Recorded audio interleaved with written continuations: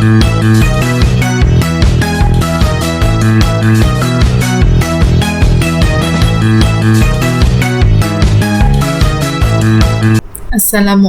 warahmatullahi wabarakatuh. Perkenalkan, nama saya Ain Sri Nurhaini dengan NIM 2314040084 dengan prodi Tadris Matematika kelas C. Baik, pada kesempatan kali ini saya akan memenuhi ujian tengah semester mata kuliah rancangan pembelajaran matematika yang dimana dosen pengampunya Bu Nita Putri Utami MPD. Baik, pada kesempatan kali ini saya akan menjelaskan beberapa perangkat pembelajaran. Di sini ada 9. Yang pertama yaitu kalender akademik, yang kedua rancangan minggu efektif, yang ketiga program tahunan, yang keempat analisis KI, KD dan indikator dan analisis CP, TP dan ATP. Nah, yang kelima yaitu program semester, yang keenam kriteria ketuntasan minimal, yang ketujuh kriteria ketercapaian tujuan pembelajaran atau KKTP, yang kedelapan alur tujuan pembelajaran. Nah, yang kesembilan yaitu rancangan pelaksanaan pembelajaran atau RPP. Nah, baik, pada kesempatan kali ini kita masuk kepada poin yang pertama yaitu kalender akademik. Sebelum kita masuk kepada contoh kalender akademiknya, kita terlebih dahulu memahami pengertian dari kalender akademik. Nah, pengertian dari kalender akademik ini merupakan rancangan waktu yang disusun secara sistematis oleh lembaga pendidikan untuk mengatur keseluruhan kegiatan akademik dalam periode tertentu, baik 1 tahun ajaran penuh maupun hanya 1 semester. Di dalam kalender ini, biasanya tercantum dengan jelas awal dan akhir kegiatan pembelajaran, jadwal penerimaan peserta didik baru, hingga pembagian waktu libur resmi sesuai dengan kebijakan pemerintah maupun ketentuan internal lembaga pendidikan. Keberadaan kalender akademik memberikan kepastian waktu sehingga seluruh pihak yang terlibat dalam dunia pendidikan dapat memahami dengan baik kapan kegiatan dimulai, bagaimana prosesnya berlangsung, serta kapan berakhir proses pembelajaran. Nah, di sini ada komponen kalender akademik, ada 8 komponen. Yang pertama yaitu permulaan dan akhir tahun pembelajaran. Nah, yang kedua yaitu pembagian semester. Nah, yang ketiga minggu efektif belajar. Yang keempat jam efektif pembelajaran. Yang kelima hari libur. Yang keenam jadwal penilaian dan ujian. Yang ketujuh kegiatan khusus sekolah. Yang kedelapan kegiatan non pembelajaran. Nah, selanjutnya itu ada faktor-faktor kalender akademik. Ada 6 faktor. Yang pertama itu minggu efektif belajar adalah jumlah hari dalam 1 tahun yang digunakan untuk kegiatan belajar mengajar. Nah, yang kedua, permulaan tahun ajaran adalah awal dimulainya. Nah, yang ketiga, waktu pembelajaran efektif adalah jumlah jam pembelajaran setiap minggu. Nah, yang keempat, waktu libur adalah tidak diadakan kegiatan pembelajaran terjadwal. Nah, yang kelima, waktu libur dapat berbentuk tengah semester, akhir semester, dan libur nasional. Yang keenam itu bagi sekolah atau madrasah yang memerlukan kegiatan khusus dapat mengalokasikan waktu secara khusus. Nah, di sini ada contoh kalender akademik. Nah, di sini saya mengambil kalender akademik MAN 2 Tanah Datar tahun ajaran 2025 dan 2026. Nah, di sini ini bentuk kalender akademiknya. Jadi, pada kalender ini nanti itu ada pembagian warna-warnanya ini dan nanti disesuaikan dengan keterangan di bawahnya. Misalnya di sini warna biru ini itu libur semester genap. Nah, yang warna pink ini itu awal masuk tahun ajaran 2025-2026 dan MPLM kelas 10. Nah, dalam pembuatan kalender akademik ini harus ada keterangannya dan sesuaikan warna dan sesuaikan dengan keterangannya. Nah, ini bentuk dari kalender akademik dan begitupun seterusnya ini berdasarkan warna-warnanya ada keterangannya. Misalnya di sini warna hijau itu asesmen SAS dan seterusnya. Nah, selanjutnya yaitu rincian minggu efektif. Nah, rincian minggu efektif ini adalah suatu perhitungan yang dibuat oleh lembaga pendidikan untuk mengetahui jumlah minggu yang benar-benar dapat digunakan untuk kegiatan pembelajaran dalam 1 tahun ajaran atau 1 semester. Nah, perhitungan ini dilakukan dengan cara memilah antara minggu yang dapat dipakai untuk proses belajar mengajar dengan minggu yang terpotong karena adanya hari libur nasional, cuti bersama, kegiatan khusus sekolah maupun ujian. Nah, selanjutnya itu ada komponen-komponennya, ada 5. Yang pertama, jumlah minggu dalam 1 tahun pembelajaran. Yang kedua, minggu libur resmi. Yang ketiga, minggu ujian dan penilaian. Yang keempat, minggu kegiatan khusus sekolah. Yang kelima, minggu efektif bersih. Nah, selanjutnya ada faktor-faktornya, ada 7 faktor. Yang pertama, tujuan apa yang diinginkan atau bagaimana cara organisasi aktivitas belajar dan layanan-layanan pendukungnya. Yang kedua, program dan layanan atau bagaimana cara mengorganisasi aktivitas belajar. Dan yang ketiga yaitu tenaga manusia, yaitu mencakup cara-cara mengembangkan prestasi, spesialisasi, perilaku maupun kompetensi. Dan yang keempat yaitu keuangan, meliputi rencana pengeluaran dan rencana penerimaan. Nah, yang kelima, bangunan fisik, mencakup tentang cara-cara penggunaan pola distribusi dan kaitannya dengan pengembangan psikologis. Nah, yang keenam, struktur organisasi, yaitu bagaimana cara mengorganisasi dan memanajemen kooperasi dan aktivitas kependidikan yang direncanakan. Yang ketujuh, konteks sosial atau elemen-elemen lainnya yang perlu dipertimbangkan dalam perencanaan pembelajaran. Nah, ini ada contoh dari rincian minggu efektif. Dalam pembuatan contohnya ini, kita harus terlebih dahulu membuat identitasnya. Nah, di sini identitasnya yaitu sekolahnya atau madrasahnya Mandua Tanah Datar, kabupaten atau kotanya Tanah Datar, mata pelajaran matematika, kelas atau fase, kelas 10, fase E, tahun ajaran 2025 dan 2026. Nah, dalam pembuatan rincian minggu efektif ini kita bagi. Nah, ada yang semester 1 dan semester 2. Nah, jumlah minggu semester 1 ini kita buat dari bulan Juli, Agustus, September, Oktober, November, Desember. Nah, pembuatan jumlah minggunya ini sesuai dengan kalender akademik yang sudah dibuat tadi. Nah, misalnya di sini ada bulannya, ada jumlah minggu dalam bulan itu, lalu jumlah minggu semester 1 ada yang efektif dan tidak efektif. Nah, keterangan di sini keterangan yang tidak efektif. Misalnya Juli, jumlah minggunya 4 minggu, efektifnya 1 dan tidak efektifnya 3. Nah, keterangannya minggu pertama dan kedua itu libur semester genap, dan minggu ketiga itu sama. Nah, begitupun seterusnya sampai bulan Desember. Nah, ada jumlah dari semua minggu pada semester 1 itu 26 minggu dan efektifnya 16 dan tidak efektifnya 10. Nah, di sini kita harus mencarinya jumlah minggu efektifnya. Tadi kita jumlah minggu efektif semester 1 ini kita kurangkan dengan yang tidak efektif. Jadi 26 dikurang 10 minggu itu 16 minggu. Nah, untuk mencari jumlah jam pembelajaran efektif. Jadi jumlah minggu efektifnya tadi 16 minggu dikali jam pelajaran atau JP per minggu. Jadi JP per minggu yang saya ambil di sini yaitu 4 JP. Jadi 16 kali 4 yaitu 64 JP. Jadi saat semester 1 itu jumlah jam pelajarannya yaitu yang efektif 64 JP. Nah, begitupun dengan jumlah minggu semester 2 sama dengan pembuatan yang jumlah minggu semester 1 tadi dengan jumlah minggu efektifnya yaitu 12 minggu dan jumlah jam pembelajaran efektifnya yaitu 48 JP. Nah, selanjutnya itu yang ketiga, program tahunan. Nah, program tahunan adalah rencana umum pembelajaran yang disusun oleh guru untuk mengatur distribusi waktu dan materi pelajaran dalam 1 tahun ajaran penuh.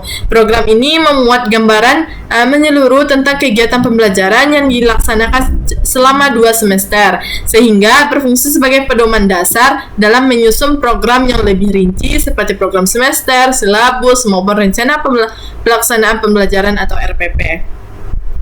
Nah, di sini ada komponen-komponennya. Yang pertama itu identitas mata pelajaran, yang kedua kompetensi inti, KI, dan kompetensi dasar atau KD. Dan yang ketiga alokasi waktu, yang keempat distribusi materi pokok, yang kelima strategi pembelajaran umum, yang keenam indikator hasil belajar, yang ketujuh rencana penilaian, yang kedelapan penetapan minggu efektif, yang kesembilan penutup atau catatan khusus. Nah, selanjutnya ada faktor-faktor program tahunan. Yang pertama itu ada kurikulum dan standar kompetensi, yang kedua materi pelajaran dan alokasi waktu, yang ketiga metode pembelajaran dan sumber belajar, yang keempat kompetensi siswa dan penilaian, yang kelima tujuan pembelajaran dan hasil yang diharapkan, yang keenam evaluasi dan revisi program tahunan. Nah, di sini ada contohnya, contoh dari program tahunan. Pembuatan program tahunan ini kita buat terlebih dahulu itu ada identitasnya. Ada terdiri dari satuan pendidikan, mata pelajaran, fase, kelas, semester, tahun pelajaran, dan nama penyusunnya. Nah, di sini saya masih mengambil mendua tanah datar. Di sini setelah ada identitas, selanjutnya ada CP pembelajaran fase E. Dan di sini ada CP-nya. Selanjutnya capaian berdasarkan domain. Jadi kita buat capaiannya berdasar domain, kita kelompokkan. Jadi ada elemennya bilangan, ada capaian pembelajarannya, ada elemen aljabar dan fungsi, elemen geometri dan analisis data dan peluang. Nah, ini bentuk contoh program tahunannya. Ada poinnya bab, alur tujuan pembelajaran dan materi dan alokasi waktu. Yang paling penting di sini adalah alokasi waktu. Jadi ini contoh besarnya aja pada semester 1. Babnya itu eksponen dan logaritma. Untuk materi pertama itu eksponen. Ini ada alur tujuan pembelajarannya, ada beberapa. Materinya itu bentuk eksponen, bentuk akar, dan fungsi eksponen. Jadi jumlah alokasi waktu dalam satu materi eksponen ini yaitu 14 JP. Dan begitupun dengan materi-materi selanjutnya. Selanjutnya itu analisis CP, TP, dan ATP. Nah, sebelumnya analisis KI, KD, dan indikator serta analisis CP, TP, dan ATP adalah proses sistematis untuk mengkaji, menguraikan, dan menyusun kompetensi yang harus dicapai peserta didik berdasarkan kurikulum yang digunakan.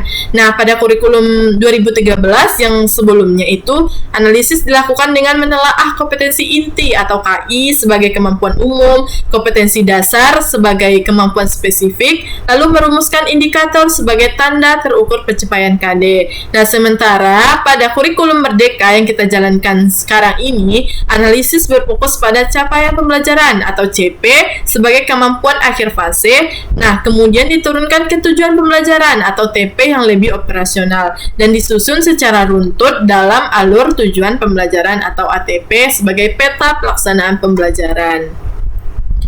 Nah, di sini contohnya analisis CP, TP, dan ATP. Nah, di sini sama-sama yang sebelumnya, ada identitas, ada capaian pembelajaran, ada capaian berdasarkan domain.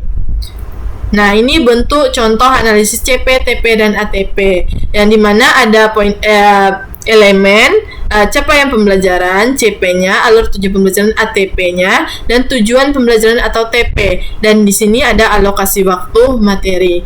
Jadi dalam satu ini elemennya kan bilangan. Jadi CP-nya ada CP yang telah ditentukan. Nah, di sini kita alur tujuan pembelajaran. Nah, ini ada alur tujuan pembelajarannya dan TP-nya. Nah, dalam satu TP ini kita mengajar itu 2 JP. Jadi 2 JP ini dalam satu pertemuan. Jadi ada yang 1 TP itu 1 pertemuan, ada yang 2 TP 1 pertemuan. Dan begitupun seterusnya.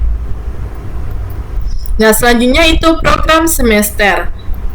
Program semester merupakan rencana pembelajaran yang disusun secara sistematis untuk menggambarkan kegiatan yang akan dilaksanakan dan target yang ingin dicapai selama 1 semester. Program ini berfungsi sebagai penjabaran dari program tahunan sehingga lebih terperinci dan mudah diimplementasikan. Di dalamnya memuat identitas yang meliputi satuan pendidikan, mata pelajaran, semester, serta tahun pelajaran yang sedang berlangsung. Selain itu, program semester juga memuat pembagian waktu per bulan standar kompetensi dan materi pokok yang akan disampaikan kepada peserta didik. Nah, di sini ada komponennya, ada 7. Yang pertama, identitas program semester. Yang kedua, kompetensi dasar atau tujuan pembelajaran. Yang ketiga, materi pokok atau capaian pembelajaran. Yang keempat, waktu atau alokasi waktu. Yang kelima, minggu efektif. Yang keenam, pemetaan waktu pembelajaran atau pemetaan minggu efektif. Yang ketujuh, keterangan atau catatan tambahan. Nah, ada faktor-faktornya, ada 8. Yang pertama, kalender pendidikan. Yang kedua, jumlah minggu efektif. Yang ketiga, jumlah jam pelajaran per minggu. Yang keempat, kompetensi dasar KD atau capaian pembelajaran atau CP, dan tujuan pembelajaran atau TP. Nah, yang kelima, karakteristik peserta didik. Yang keenam, karakteristik mata pelajaran. Yang ketujuh, strategi pembelajaran dan penilaian. Yang kedelapan, kegiatan sekolah lainnya. Nah, ini contohnya. Begitupun dengan sebelumnya, sama seperti contoh sebelumnya, harus ada identitasnya. Ini kan contoh program semester, ada identitasnya. Yang paling penting di sini harus ada alokasi waktunya. Jadi alokasi waktunya itu satu pertemuan itu di sini saya buat 45 menit. Nah, di sini ada capaian pembelajarannya, ada capaian pembelajaran berdasar domain, sama yang seperti sebelumnya. Nah, ini contohnya program semester ganjil. Di sini ada elemen, alur tujuan pembelajaran, dan alokasi waktu, dan bulan-bulan yang sesuai dengan semester ganjil. Tadi semester ganjil kita dari bulan Juli, Agustus, September, Oktober, November, Desember. Nah, di sini kita harus menyesuaikan dengan kalender akademik yang kita buat tadi, harus sesuai minggu-minggu yang apa aja yang efektif dan tidak efektif. Nah, di sini contohnya itu elemennya kita ambil bilangan dengan alur tujuan pelajarannya. Misalnya yang pertama, menyatakan perkalian bilangan bulat berulang sebagai bilangan berpangkat atau eksponen. Nah, 1 TP-nya ini itu alokasi waktunya 2 JP. Jadi kita buat ininya di sini kita yang ini 2 TP, jadi 2 pembelajaran. Nah, di sini yang warna-warna birunya ini ada keterangannya nanti pada akhir, itu libur semester genap, dan pinknya warna pink ini sama. Yang warna hijau ini project PSRA, yang hijau yang tebal ini asesmen, yang oranye itu class meeting, yang abu-abu ini yang minggu efektif. Jadi yang terhitung pada program semester ini ya ini, yang abu-abu, ada tulisan angka 2-nya ini. Inilah bentuk dari program semester. Ini sebagai contohnya itu program semester ganjil. Nah, selanjutnya itu kriteria ketuntasan minimal atau KKM. Nah, kriteria ketuntasan minimal atau KKM adalah prinsip penilaian yang menggunakan kriteria tertentu dalam menentukan kelulusan peserta didik. Kriteria yang digunakan adalah nilai yang paling rendah untuk menyatakan peserta didik mencapai ketuntasan. Kriteria ketuntasan minimal biasanya menggunakan 10 jenjang penilaian, yaitu dari 1 sampai 10 atau dari 1 sampai 100. Nah, komponennya itu ada yang pertama, kompleksitas, tingkat kompleksitas, kesulitan dan kerumitan. Nah, setiap KD atau indikator yang harus dicapai oleh peserta didik. Nah, yang kedua, kemampuan sumber daya pendukung dalam menyelenggarakan pembelajaran. Nah, yang ketiga, tingkat kemampuan atau intake rata-rata peserta didik di sekolah yang bersangkutan. Nah, komponennya ini ada kompleksitas, daya dukung, yang ketiga itu intake siswa. Nah, selanjutnya ada contohnya. Contoh KKM ini harus ada identitas juga, capaian pembelajarannya, ada capaian berdasarkan domain. Nah, ini contoh dari kriteria ketuntasan minimal semester 1. Materinya misalnya ini kita ambil dari materi pertama itu eksponen. Nah, tujuan pembelajarannya misalnya yang pertama, menyatakan perkalian bilangan bulat berulang dengan bilangan berpangkat. Ini kita penetapan KKM-nya misalnya kompleksitasnya nilainya 75, daya dukungnya 80, intake siswanya 79. Nah, KKM dari semuanya ini 78. Nah, penetapan KKM-nya ini harus sesuai dengan aspek kognitif yang kita ambil. Misalnya bagaimana kesusahan tingkat kesulitan dari TP-nya itu. Misalnya menyatakan perkalian bilangan bulat, bilangan berpangkat eksponen. Ini kan nggak terlalu susah, jadi kompleksitasnya agak rendah dan daya dukungnya tinggi dan interaksi siswanya juga tinggi. Nah, KK ini sesuai dengan TP yang kita buat. Penetapan KKM ini harus sesuai dengan TP yang kita buat ini. KKM-nya ini udah ketentuan misalnya dari sekolahnya yang saya ambil itu ketentuan KKM-nya itu 78. Dan begitu seterusnya dengan materi yang selanjutnya.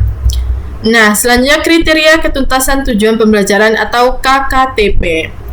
Nah, kriteria ketercapaian tujuan pembelajaran atau KKTP adalah seperangkat kriteria yang digunakan untuk mengukur dan menilai sejauh mana tujuan pembelajaran telah tercapai oleh peserta didik dalam suatu proses pembelajaran. KKTP ini disusun sebagai bagian dari sistem penilaian yang berorientasi pada capaian kompetensi sehingga hasil belajar peserta didik dapat diukur dengan lebih objektif, sistematis, dan terarah. Nah, ada komponennya, ada 5. Yang pertama itu tujuan pembelajaran atau TP, yang kedua indikator pencapaian, yang ketiga kriteria ketuntasan, yang keempat bukti asesmen, yang kelima level pencapaian. Ada faktor-faktornya. Yang pertama itu kompleksitas tujuan pembelajaran, yang kedua karakteristik peserta didik, yang ketiga sumber daya dan sarana, yang keempat strategi dan metode pembelajaran, yang kelima instrumen asesmen, yang keenam lingkungan belajar. Nah, ini bentuk contoh dari KKTP atau kriteria ketercapaian tujuan pembelajaran. Ada identitasnya, ada capaian pembelajarannya, ada capaian berdasarkan domain. Ini contoh dari kriteria ketercapaian tujuan pembelajaran atau KKTP pada semester 1. Nah, elemennya misalnya bilangan di sini tujuan pembelajarannya. Nih, TP-nya ini misalnya menyatakan perkalian bilangan bulat berulang sebagai bilangan berpangkat atau eksponen. Nah, dari satu TP-nya ini harus memiliki kriteria. Bagaimana kriterianya? Misalnya di sini saya buat kriterianya ada 4. Yang pertama itu menjelaskan arti bilangan berpangkat, yang kedua menuliskan bentuk perkalian berulang dalam bentuk eksponen, yang ketiga memberikan contoh eksponen dalam kehidupan sehari-hari, yang keempat menyelesaikan soal sederhana tentang eksponen. Nah, di sini ada skala penilaiannya. Ini untuk siswanya misalnya berapa skalanya, nilainya, dan keterangan intervalnya. Nah, di sini ada rumus keterangan penetapan nilainya. Rumus penetapan nilainya itu jadi ini nanti diisi sesuai dengan yang didapatkan dari siswa. Jumlah skala penilaiannya itu dibagi banyak kriteria dikali 4 sama dikali 100%, sama dengan 100%. Nah, di sini ada keterangan intervalnya. Ada di sini tadi keterangan intervalnya. Misalnya dari 0 sampai 40% itu belum mencapai tujuan, jadi intervensinya remedial di seluruh bagian. Nah, 41 sampai 65% itu belum mencapai tujuan, kriterianya intervensinya remedial di bagian yang diperlukan. Nah, interval nilai dari 66 sampai 85% itu sudah mencapai tujuan, kriterianya, dan intervensinya tidak perlu remedial. Nah, interval nilai dari 86 sampai 100%, kriterianya sudah mencapai tujuan, dan intervensinya diberikan pengayaan atau tantangan yang lebih. Nah, selanjutnya itu ada alur tujuan pembelajaran atau ATP. Alur tujuan pembelajaran merupakan suatu proses yang digunakan oleh pendidik untuk merinci dan menganalisis tujuan pembelajaran sehingga dapat diidentifikasi kriteria keberhasilan atau ketercapaian tujuan pembelajaran tersebut. Melalui ATP ini, pendidik dapat menentukan strategi tepat dalam pembelajaran, merancang evaluasi yang disesuai, dan mengukur tingkat pemahaman peserta didik terhadap materi yang diberikan.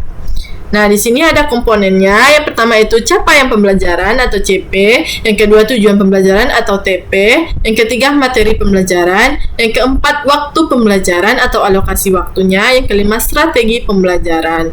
Nah, faktor-faktornya ada 8. Yang pertama, keberpihakan pada peserta didik.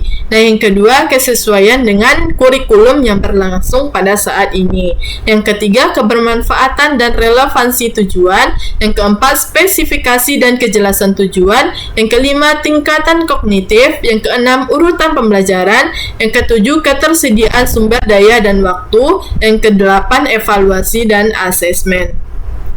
Nah, di sini contoh dari alur tujuan pembelajaran. Di sini ada identitas, capaian pembelajaran fasenya.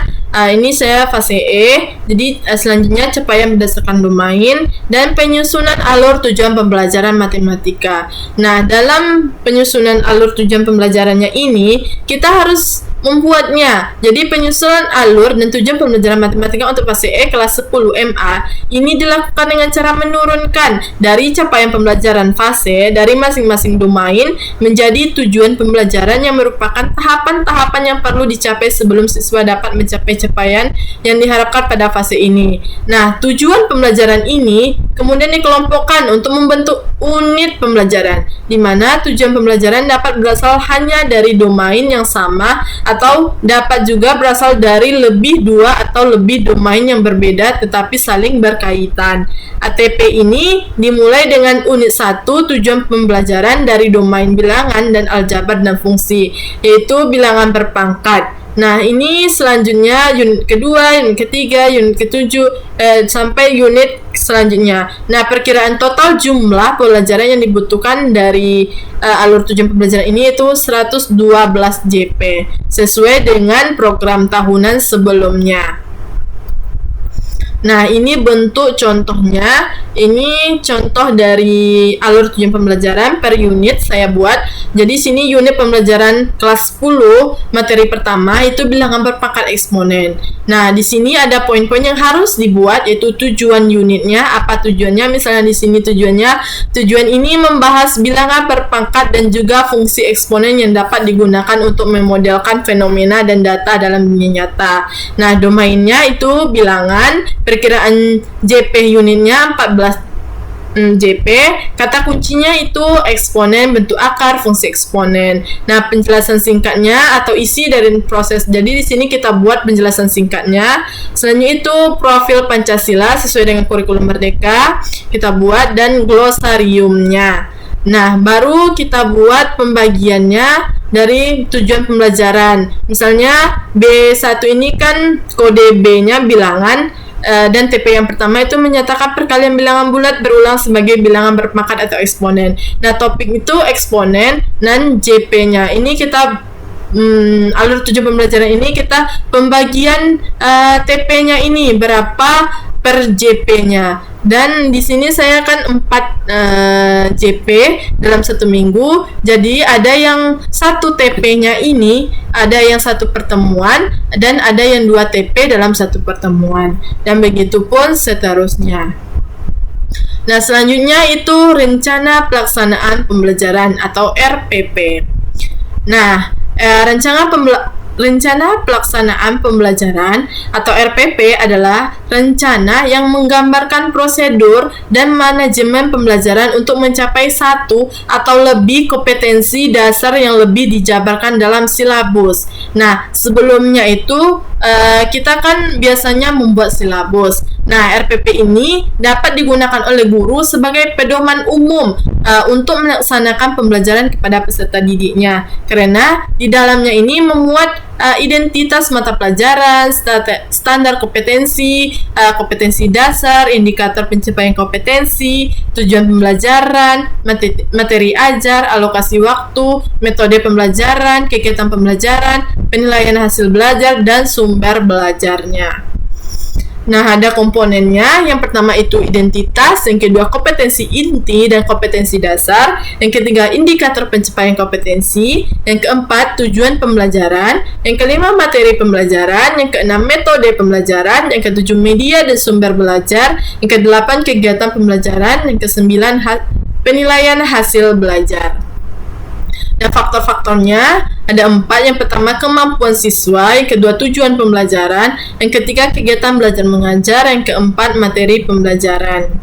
Nah, ini ada contoh dari RPP atau Rencana Pelaksanaan Pembelajaran. Nah, di sini kita buat satuan pendidikannya atau identitasnya terlebih dahulu, sesuai ada satuan pendidikannya, mata pelajarannya, elemen, submateri. Nah, di sini submateri yang saya ambil itu sistem persamaan linear 3 variabel. Nah, fasenya kelas 1 semester, tahun pembelajaran, dan alokasi waktu. Nah, di sini yang pertama itu ada kompetensi intinya. Nah, kompetensi ini yang sudah ada dan sudah ditetapkan oleh pemerintah. Nah, selanjutnya itu ada kompetensi inti, ada kompetensi dasar, selanjutnya ada kompetensi bagiannya, ada konsepnya, ada prinsip dan prosedur. Nah, selanjutnya itu ada metode dan model pembelajaran. Nah, di sini kita menggunakan metode, misalnya kombinasi tanya jawab atau diskusi dan penugasan. Nah, yang kedua model yang digunakan yaitu problem based learning. Nah, yang ke F-nya itu alat. Nah, apa aja alat dan medianya? Misalnya medianya laptop atau LCD proyektor. Yang kedua alat dan bahannya infokus, spidol, penghapus, dan papan tulis. Nah, yang selanjutnya sumber belajarnya, sumber belajar dari materi ini buku matematika kelas 10 Kemendikbud RI. Nah, ini ada langkah-langkah pembelajarannya. Nah, di sini ada langkah-langkahnya ini, ada orientasinya, ada persepsinya, ada motivasi dan pemberian acuan. Nah, ada di sini aktivitas pendidik. Nah, dan selanjutnya ada juga aktivitas peserta didik, baru alokasi waktunya. Misalnya orientasinya ini, misalnya yang pertama guru menyapa siswa dengan ramah dan mengucapkan salam pembuka. Nah, selanjutnya aktivitas peserta didik itu siswa menjawab salam dari guru. Dan begitupun dengan apersepsi, motivasi dan pemberian acuan. Nah, selanjutnya ada kegiatan inti. Kegiatan inti ini berdasarkan dengan metode atau metode yang kita gunakan. Misalnya di sini saya menggunakan problem based learning. Nah, di sini ada kegiatannya itu ada penyajian. Jadi guru memberikan penyajian dulu kepada peserta didik, dan nanti peserta didik akan mengamati dari penyajian yang diberikan oleh guru. Nah, seterusnya ada asosiasi. Nah, asosiasi ini ada kegiatan gurunya, misalnya membentuk kelompok kecil, misalnya dan kegiatan siswanya, siswa bekerja dalam kelompok menentukan variabel dan menulis model SPLJV. Nah, ini dari kegiatan inti ini menggunakan banyak waktu yang digunakan, yaitu 65 menit. Dan ada generalisasi dan ada evaluasi. Nah, selanjutnya ada penutup. Jadi penutup ini ada kegiatannya itu refleksi dan evaluasi, ada tindak lanjut atau penugasan, dan ada penutup dan doa. Nah, selanjutnya itu ada teknik penilaian. Jadi teknik penilaiannya itu ada dari sikap, ada pengetahuan, dan keterampilan. Jadi sikapnya ini penilaian berdasarkan observasi yang dilakukan, misalnya bagaimana siswa tersebut sesuai dengan yang dinilai dari sikapnya. Yang kedua itu pengetahuan. Jadi penugasan di kelas itu peserta didik mengerjakan latihan di buku latihan, peserta didik mengumpulkan hasil kerja untuk nilai. Nah, adapun penugasan di rumah. Nah, selanjutnya itu ada penilaian dari keterampilan. Nah, dari keterampilan ini misalnya teknik penilaian teks praktik. Jadi jenis penilaian dengan skala rentang. Jadi nanti sesuai dengan siswanya. Bagaimana misalnya di sini penilaian untuk kerja. Contoh instrumen penilaian untuk kerja dapat dilihat pada instrumen penilaian ujian keterampilan berbicara. Bagaimana siswa tersebut menjelaskan. Misalnya kita tanya bagaimana ini materinya. Nanti siswa itu akan menjelaskan bagaimana. Nah, disinilah kita membuat nilai keterampilannya. Nah, sampai di sana materi terakhir yaitu RPP. Nah, dari pembahasan saya dari awal sampai akhir ini, jika ada kesalahan atau ada kesalahan kata atau kalimat, saya mohon maaf karena tidak luput dari kesalahan. Saya tutup mengucapkan terima kasih. Assalamualaikum warahmatullahi wabarakatuh.